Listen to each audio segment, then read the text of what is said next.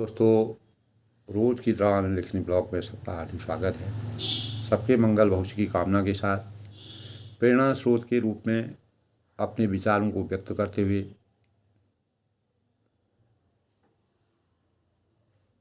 आज मैं हमारा मन एवं हमारा चिंतन हमारे जीवन में खुशियों के लिए, पीड़ा के लिए, दुख के लिए किस प्रकार से जिम्मेदार है, उसके बारे में अपने भाव प्रकट कर रहा हूँ। मन के साधे सब सधे। अगर हम मन से साध्य हैं तो सब कुछ हमारा सार्थक हो सकता है।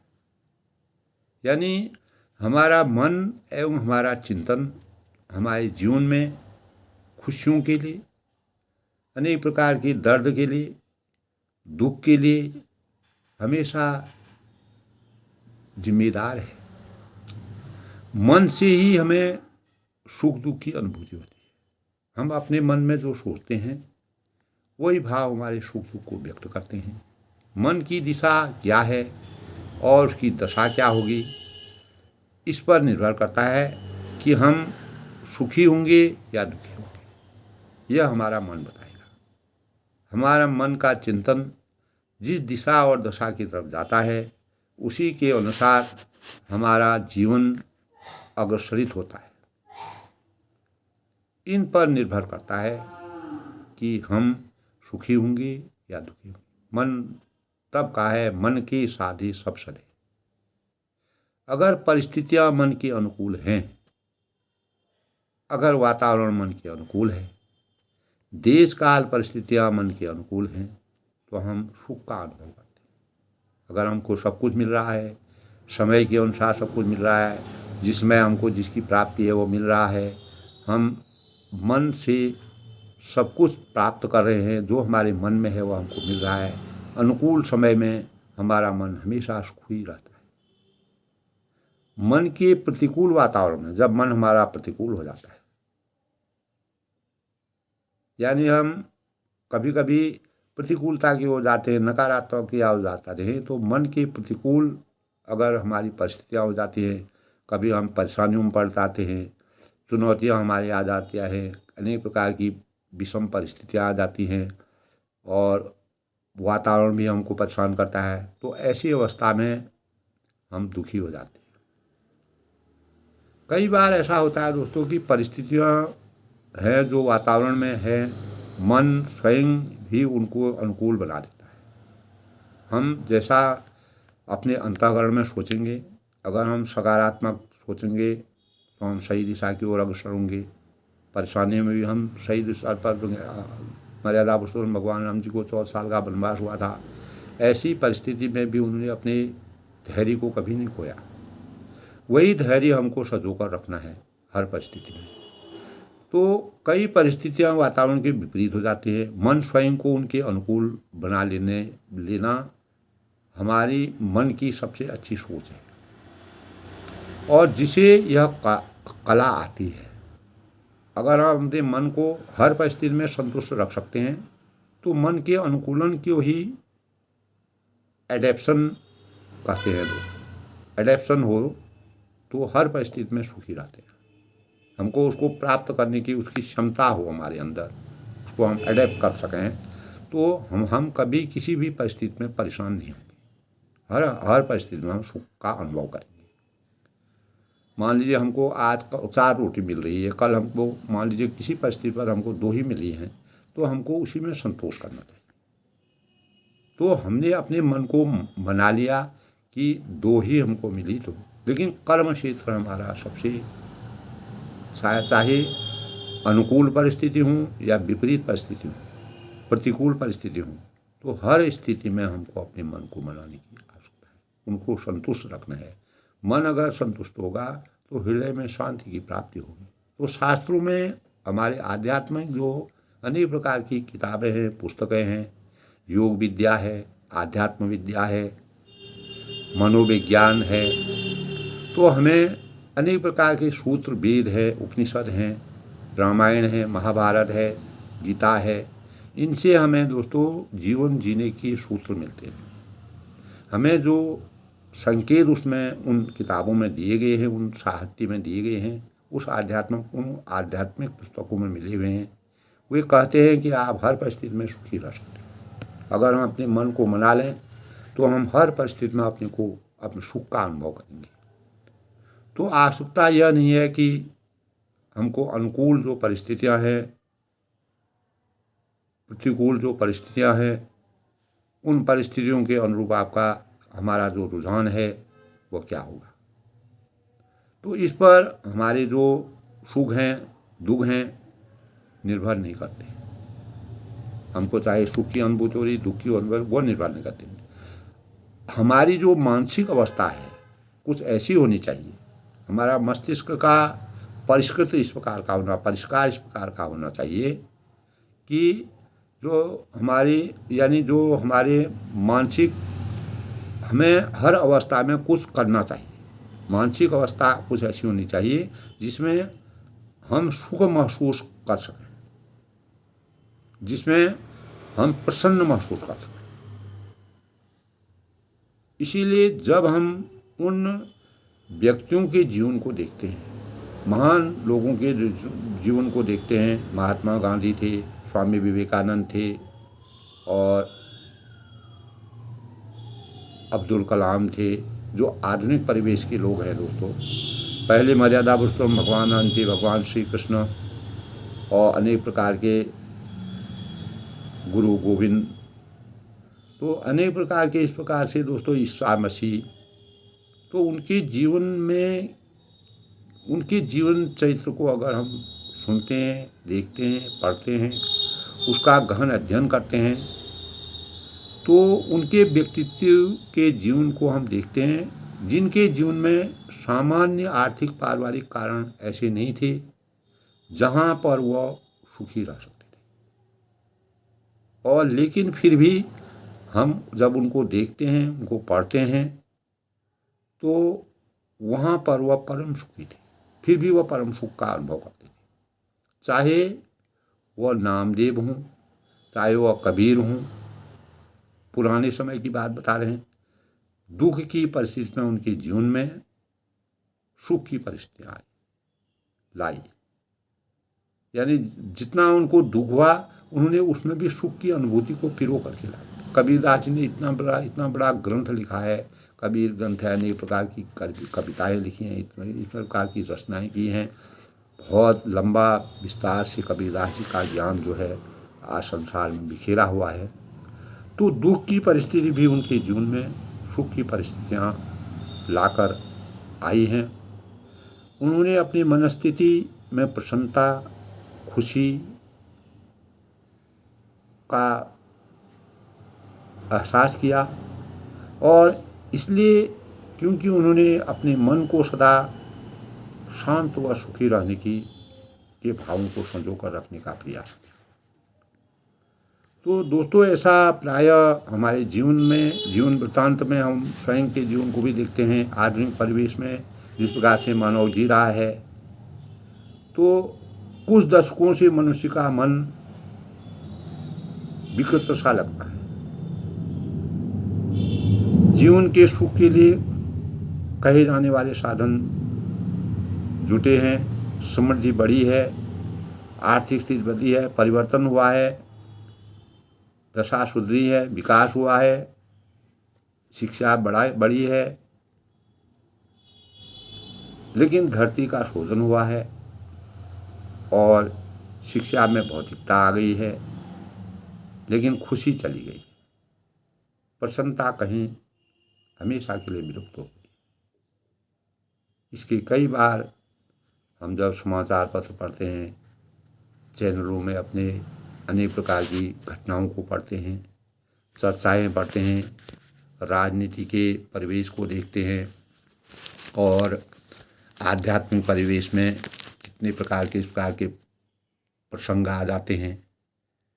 तो इस पर हम अगर सूक्ष्म रूप से विचारकों ने अपना दृष्टिकोण प्रस्तुत किया है, अनेक प्रकार के जो हमारे विचारक हैं, बुद्धिजीवी हैं, विलक्षण प्रतिभा के लोग हैं, जो रात दिन परमात्मा के भावों को आगे लगाने में अपना समय बिताते हैं, रात दिन योग शास्त्र से, कर्म भावों से, साहित्य से, मनोविज्ञान से, विज्ञान से अनेक प्रकार के संचार और संस्कारों को इस संसार में, इस सृष्टि में, भारत भूमि में पिरो कर रखने का प्रयास कर रहे हैं। तो समृद्धि का स्तर के लिए हमको दोस्तों, हम आगे बढ़ें या पीछे बढ़ें, जो हमारी जीडीपी होती है उसका आंकलन जिस प्रकार हम करते हैं, तो जिसको ग्रॉस डेवलपमेंट कहते हैं, यानी सकल उत्पाद दर का आंकलन हम लोग करते हैं अपने जीवन निर्वहन के लिए। जबकि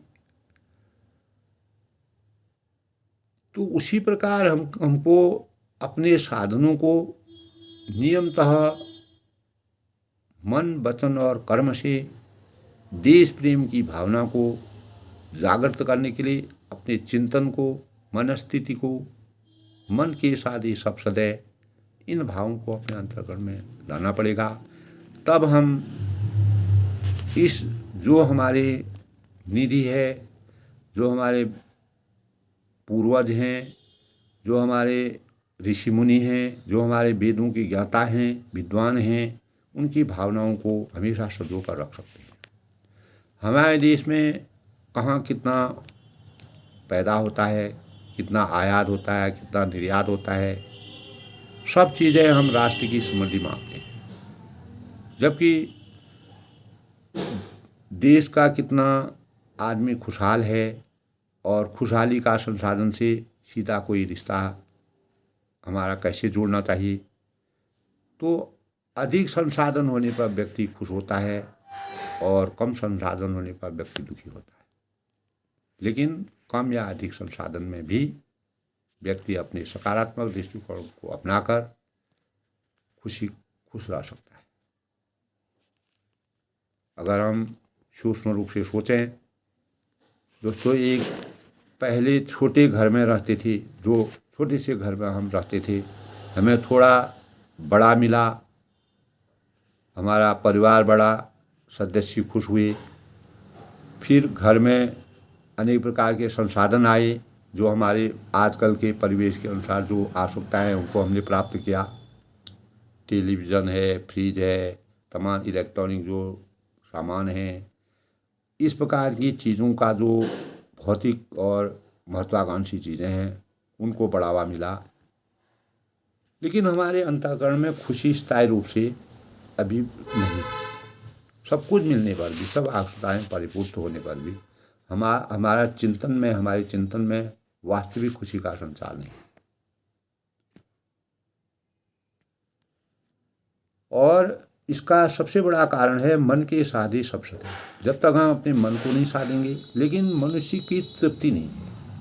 सब संसाधन है, लगभग सब व्यक्तियों के साथ सब लोग उसका उपभोग कर रहे हैं, लेकिन तृप्ति किसी को नहीं है। लोग जो हैं राजनीति में देखिए कितने लोग गलत कार्यों को करके जेल की सलाखों में बंद हो जाते हैं। सामाजिक कार्य के लिए जो लोग आगे आते हैं तो वो अपने चरित्रहीन हो जाते हैं और चरित्रहीनता के कारण एक दूसरे को दोषारोपण करते हैं और उनका मन स्थिर नहीं है। चाहे वह कितने भी विद्वान हैं, कितना लोग उनको चाहते हैं, लेकिन उनका मन के साथ ही सब सदैव मन उनका सधा हुआ नहीं है। अगर उनका मन सदा होता, जो उनको भगवान ने जो दिया है, परमात्मा ने जो उनको इतना बड़ा पद प्राप्त किया, चाहे कोई किसी पद पर भी हो, फिर भी उसको संतुष्टि नहीं है, तो इससे ज़्यादा आपको क्या मिलेगा। तो आकांक्षाएं, अपेक्षाएं और महत्वाकांक्षाएं अपार हैं। वो कभी जब तक हमारा जीवन रहेगा तब तक हमको उसकी तृप्ति नहीं होगी। उसकी तृप्ति तभी हो सकती है दोस्तों जब हम अपने मन को साधे रखें। तो कई बार दोस्तों ऐसी प्रश्नों का जवाब देते हुए कठिन हो जाता है। हमारे मन में आता है कि इतना बड़ा पद होने पर बड़े बड़े लोग हैं, वो लोग गलत कार्य कर करके जेल की सलाखाओं में बंद हो जाते हैं, अपने परिवार को दुखी करते हैं, स्वयं को दुखी करते हैं, समाज को दुखी करते हैं। ये थोड़ा शोभा शोभा चाहे कोई अच्छे कार्य के लिए भी जाता है, लेकिन वह मन से सधी नहीं है। सोचने का नज़रिया और समझने का नज़रिया अपना अपना है। तो दोस्तों, हर स्थितियों को बदलने के बावजूद, धन में वृद्धि होने के बावजूद, कुछ दशकों से ऐसा प्रतीत हो रहा है कि मन की परेशानी बहुत बढ़ गई है लोगों, और आदमी मन के कारण परेशान हुआ है, क्योंकि मन में अनंत अपेक्षाएं का संचार हो गया, सृजन हो गया है, और उनका अंत नहीं हो रहा है। आदमी किसी भी बिंदु पर संतुष्ट नहीं है।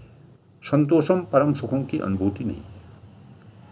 तो परेशानी बड़ी बड़ी आदमी के मन के कारण, अपने स्वतः मन के कारण वह परेशान है, और उसका सबसे बड़ा परिणाम है आत्म संसाधनों की दर का बढ़ना, और सारे आंकलन, सारे आंकड़े, सारे संसाधन यही कहते हैं कि आत्महत्या की दरें जो हैं आज लगातार अंत नहीं है। तो आदमी वर्तमान परिस्थिति में तनाव को सहन नहीं कर पा रहा। तो थोड़ी सी चीज़ इतनी उत्तेजना भर जा रही है, लोगों में इतना ईगो हो गया है, और इतनी उत्तेजना पैदा हो गई है कि वह मरना अच्छा समझते हैं। अल्प आयु में वह मरना ऐसा समझते हैं। ऐसा नहीं कि आत्महत्या की दर किसी वर्ग में बढ़ी है, ये सभी वर्गों में है। यह एक बड़ी विडंबना स्त्रियों में बढ़ी है, पुरुषों में बढ़ी है। सबसे बड़ी बात यह है कि किशोरों में भी बढ़ी है। और यही नहीं, आत्महत्या का दर बढ़ने के साथ साथ किशोरों में, युवाओं में नशे की प्रवृत्ति बढ़ गई है। हमारे अंतःकरण में बार बार यही प्रश्न उठता है दोस्तों कि क्या आखिर ऐसी क्या चीज़ें आ गई है, ऐसा क्या समय आ गया है, ऐसी क्या विडंबना हो गई है कि हमारी ज़िंदगी में तो हमें परेशान कर रही है। हमारी ज़िंदगी हमारे लिए खुद ही अभिशाप बन रही है। और इन परेशानियों को यदि हम नहीं ख़त्म कर पाते हैं, इनको समाप्त नहीं कर सकते, इनका निदान नहीं कर सकते हैं, तो अपने जीवन को समाप्त करना चाहते हैं। तो कहते हैं मनोरंजन की बात तो परेशानी हल्की होनी चाहिए। अगर हमारे लिए सब संसाधन हैं, सब कुछ है, तब तो हमारी परेशानियां कम होती हैं। और मनोरंजन के साधन बड़े प्रभावकारी आज दिखते हैं। पहले टीवी मनोरंजन का साधन था, अब मोबाइल हो गया है, मनोरंजन का साधन बन गया है। लेकिन साधन और उपकरण मिलकर भी हमारे मन को संतोष नहीं कर रहे। तो मन की खुशियाँ हम मन को हम खुशियाँ नहीं दे पा रहे हैं। जो खुशियाँ हम प्राप्त कर रहे हैं, अपने मन को नहीं समझा पा रहे। और खुशियाँ तभी मिलती है जब हमारा मन हमें खुशी की अनुभूति दे। इसीलिए इस खुशी के लिए दोस्तों, प्रसन्नता के लिए हमें अपने मन से परिवर्तन आरंभ करना चाहिए। अपने मन को समझाना चाहिए, प्रत्येक मानव जीवन को। और इस प्रकार के संस्कारों से अपने बच्चों को भी इस प्रकार के संस्कारों से अभिभूत करना चाहिए। हमें अपने मन को सुधारना पड़ेगा। हमें अपने मन को स्वच्छ और शुद्ध करना पड़ेगा। मन को स्वच्छ करना और मन को स्वस्थ करना करने का ध्यान हमको रखना चाहिए। और ध्यान मन का स्नान है। अगर हमारा ध्यान सही होगा, वही हमारे मन का स्नान है। जिस कारण हम रोज़ स्नान करते हैं, अपने शरीर को स्वच्छ करते हैं, उसी प्रकार मन जो है वह ध्यान का स्नान। तो दोस्तों, हम कहीं बाहर से आए हैं होते हैं, थके होते हैं, धूल से आते हैं, शरीर पर रास्ते का बोझ होता है। अगर हम कहीं लंबी यात्रा से आते हैं, जब हम घर में आकर स्नान करते हैं तो हमें बड़ा अच्छा लगता है, अच्छी फीलिंग आती है, हम अच्छा सोचते हैं, हमारा ज्ञान बढ़ता है, हम एक अच्छा अनुभव करते हैं, तो बड़ी ताजगी हमको लगती है। जिस प्रकार हम किसी रसिक फल को खाते हैं तो हमारे अंतर्गण में ताजगी का एहसास होता है, क्योंकि स्नान से शरीर की जो धूल है, मिट्टी है, गंदगी है, वह दूर हो जाती है। इसी प्रकार हम अपने मन को अगर धुलने का प्रयास करें, हम मन की धूल को, मन की कूड़ा जो हमारे अंतःकरण में बैठा हुआ है, उसको हटाकर मन की धुलाई कर सकें, मन का बोझ हटा सकें, मन की गंदगी हटा सकें, तो समझना चाहिए कि हम मन का स्नान कर पा रहे हैं। हम वैसा स्नान ना करें, लेकिन मन का स्नान अगर कर रहे हैं तो हमारा ध्यान मन का स्नान जो ध्यान करते हैं वह ध्यान करना चाहिए। जो ध्यान में मग्न रहता है, हमेशा के लिए मग्न रहता है, अपने आप में मस्त रहता है, वह मन का स्नान भी कर पाते हैं। उनका मन फिर तरोताज़ा उसी प्रकार नया बन जाता है। तो अपेक्षा हमको ये करनी चाहिए, हमको इस प्रकार के भाव अपने चिंतन में रखता है, मन में फिर उन्हें ताजगी मिलती है। इस प्रकार का अनुभव हमारा मन करता है। सामान्य जीवन का क्रम में दोस्तों, हम मन की ताजगी, मन की प्रसन्नता एक कारण से कर पाते हैं, वह कारण है अच्छी नींद। अगर हम अच्छी नींद प्राप्त करेंगे तो हमारा मन स्थिर होगा, शांत होगा। जब हम नींद में रहते हैं तो हम अचेतन अवस्था में रहते हैं।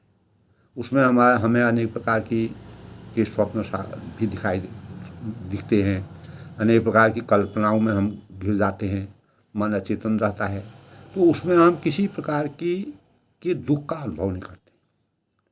तो जिस दिन हम बड़ी गहराई से सोते हैं और बड़ी गहरी नींद हमको आती है और हमारी पूर्ण अवस्था हमारी सब इंद्रियां जो हैं सुषुप्त हो जाती हैं, तो उस दिन नींद से जब हम उठते हैं तो मन में एक ताजगी रहती है, शरीर में ताजगी रहती है और मन बड़ा प्रसन्न चित्त महसूस होता है।